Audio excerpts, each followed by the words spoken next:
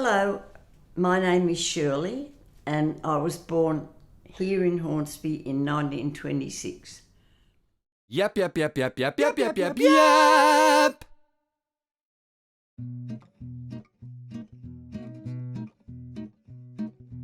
Well, I remember Asquith. Then we lived in a flat above a tailor's shop in Coronation Street, Hornsby, because my dad had a taxi. He owned a taxi then.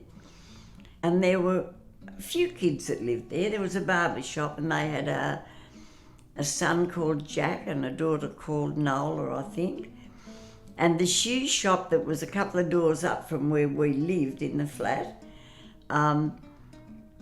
those people, we called them Pa and Ma, I think. They had grandchildren that lived in Albury and they would come up and stay, so we were really good friends of theirs. In fact, they took us down to their farm at Bury and we learned to ride on this old horse. So that was a lot of good fun. My dad came out from Scotland in 1921. I have a photo of him and I don't know where it is now, in the army. He was only a small fellow, he was only about 5'5" at the most, I'd say. And there's a photo of him lined up with the soldiers with a gun. They sailed for France the day the armistice was declared.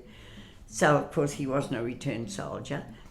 He and his brother had decided, they tossed a coin to see whether they would come to Australia or Canada. Australia won. When they went for their physical, they wouldn't allow my father's brother to come. They detected a heart problem and you had to have perfect health, so they wouldn't let him come. So that was a really big blow to my dad. But my dad was a great one on lecturing us how to be good people. You cannot tell a lie. You cannot steal anything from anyone. And you have to be good people. We used to sit at the table. I have two brothers. And we'd sit at the table having our dinner, and Dad was very fussy. We had to have our serviette ring. We had to have good manners. And then after we'd eaten, then he'd give us all the lectures. And we used to roll our eyes and think, that's true. Oh, I wish he'd smack us. We don't want all these lectures all the time. And another thing we did, always had dessert. And we'd watch each other like a hawk, the three of us, and make sure you'd try to be the last one that had the last spoonful of the dessert. That's true. That's what we did. Dad sent us to a little private school on the corner of Thomas Street, probably maybe only for 12 months. I can't really remember that, because I do remember being and thinking about it and thinking how horrible it is. We used to catch all the locusts, pull their wings off and make little fairy dolls. Now, I mean, that is disgusting now. That would never happen now, but that's what we did. The teachers would show us what to do.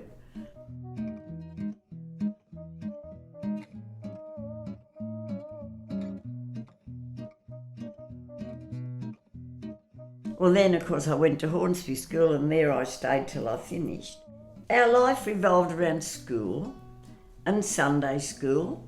And when you got older, you'd go to Sunday school, then you'd go into church. And my brothers would sit up the back and they took rotten egg gas into the church. And they'd open up the top and all the adults would be going...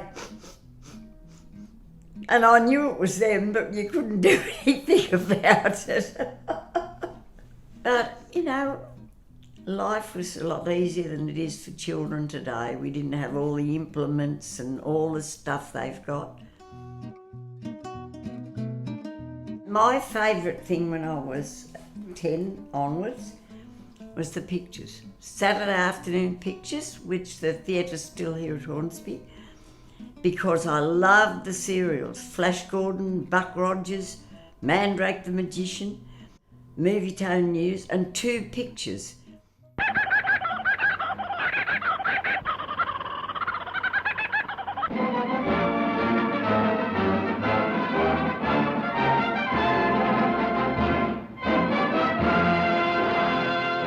my dad would always take us in the car. We'd go to the beaches at the weekend. And my grandmother used to take us down to Roseville swimming baths. They're not there now. And I was so sunburned that, I was bright red. I have never had any skin cancer. I've had sunspots, but that's all. But beach was a big, big thing. That sort of thing, very simple things. I feel sorry for young parents today. It costs so much for the kids to go everywhere. It was only a little bit of money, really.